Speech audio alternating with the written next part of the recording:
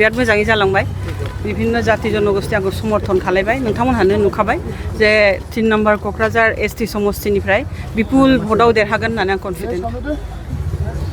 सोर बाहागो लादों बेयाव ओरैनो दैदेनगिरिफ्रा दोलोनिफ्राय अबेहाय क'क्राझाराव नमिनेसन होनाया जोंनि पार्टिनिफ्राय मेला दङ शिबसार दङ सोरजों कन्टेस्ट जागोन मेडाम बे क'क्राझार समस्तियाव सोरजों कन्टेस्ट जागोन होनना सानो कन्टेस्टखौथ' आं नुवाखै दा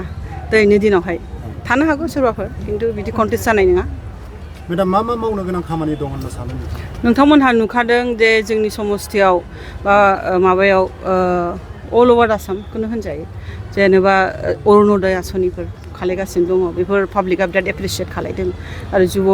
समाजनि थाखाय जे जों आसनि लादों बेफोरखौ एप्रिसियेट खालायदों बेफोरखौ जों कन्टिनिउ खालायगोन आरो बेनि गेजेरजों आरो मा खामानि मावोबा रायजोनि उपकार जायो बा इयं जेनेरेसननि उपकार जायो बेखौ जों मावगोन मेडामा राजनितिक दोलोआव फैनायनि खारना मा जानो हागौ रायजोखौ सेवा खालायनो आरो जेबो नङा